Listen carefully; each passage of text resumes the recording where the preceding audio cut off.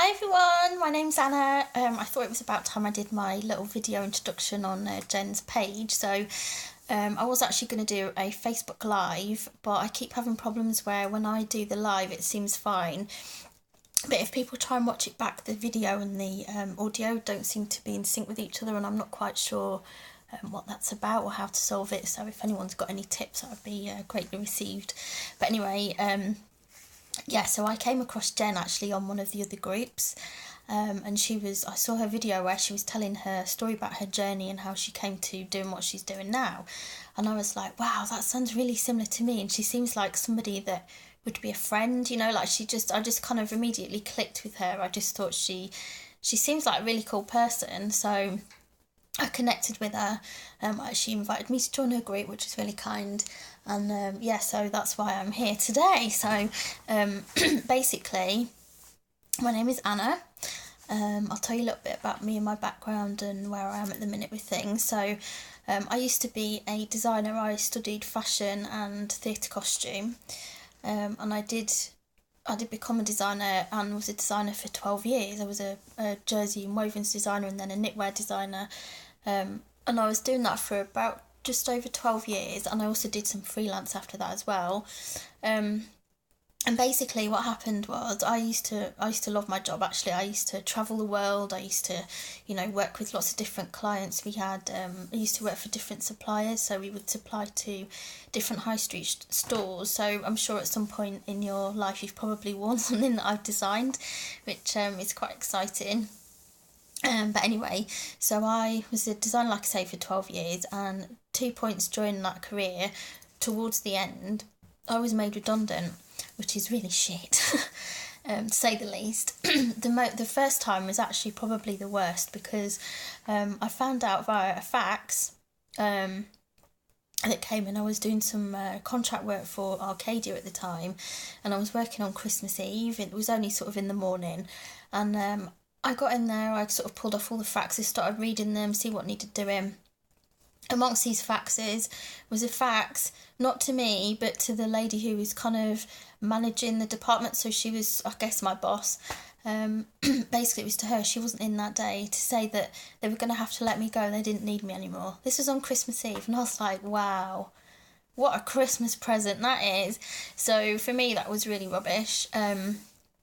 I was also doing another contracting job at the time, so I was kind of okay, but it still didn't make me feel great, especially like Christmas Eve, you can imagine.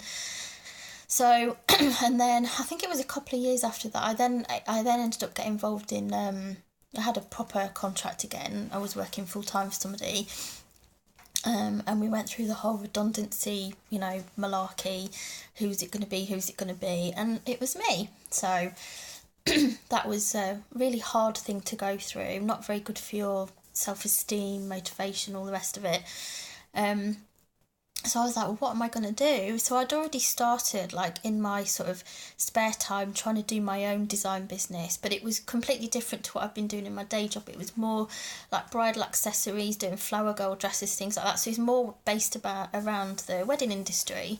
So, I mean, it was a lovely thing to get involved in. I used to love doing wedding fairs. I absolutely loved making things for my clients, but it was just so time consuming. As lovely as it was to do, it was kind of like, I feel like I'm exchanging time for money. And my time, the time it took to make and create these things was a long time. It's one of those skilled jobs where you have to know what you're doing, you need it to look good at the end, it needs to be good quality. I kind of prided myself on all of that. And I just felt it was just exhausting, because I was trying to do this around working in a full-time job, because although I'd been made redundant, I had to go and find something. And I was earning a really good salary before. I was living in London, I was earning a really good salary, I had a brilliant lifestyle. And suddenly I had to find something that was going to allow me to basically, like, work my own business. And I knew that initially I was in a lot of debt, still am. Not able to get any credit or anything like that. So I didn't know how I was going to make anything work. I was like, I can't create a proper business and, you know, like I want to. I just don't have the funds to do it, and I've got all this debt which I need to keep on top of paying back. So what I did was I ended up getting a job in retail, and although it wasn't, you know, it didn't match my salary at all. It was kind of less than half. Well, it was as in more than half of what I was earning before. I took this management position because that was the highest paid that I could get in retail. But I felt like it was something local, so I didn't have to commute into London every day. You know, it was going to be slightly easier, so I thought, and it wasn't.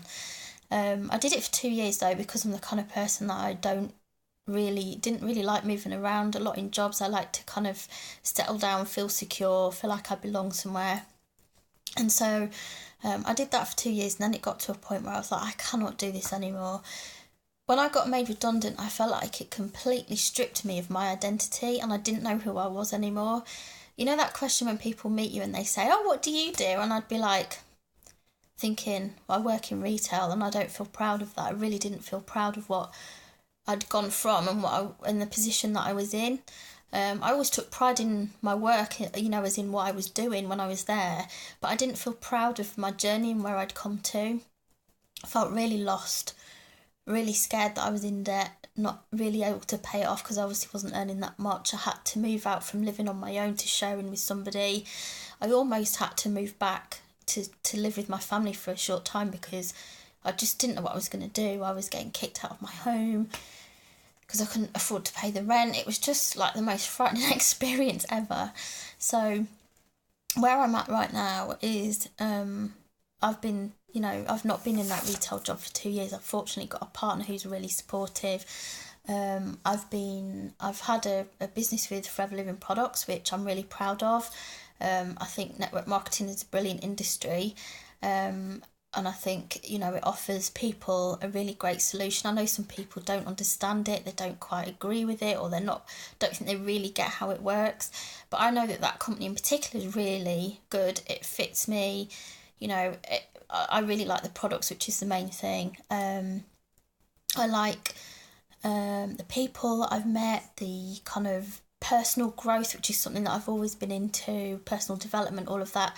I've really enjoyed that part of it, and I, as I said, do like that business, but I don't feel like it's my life purpose. I don't feel like it's fulfilling me in the way that I want to be and feel in my life. And the thing that I get a massive buzz from is helping other people. So I've come to the decision that I'm going to start my own coaching business.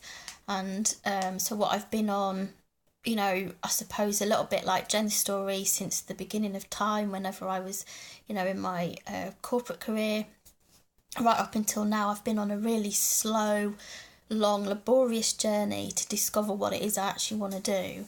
And you know, I'm quite a spiritual person. I'm still really creative, so I feel like I need to try and incorporate that into what I'm going to be doing next.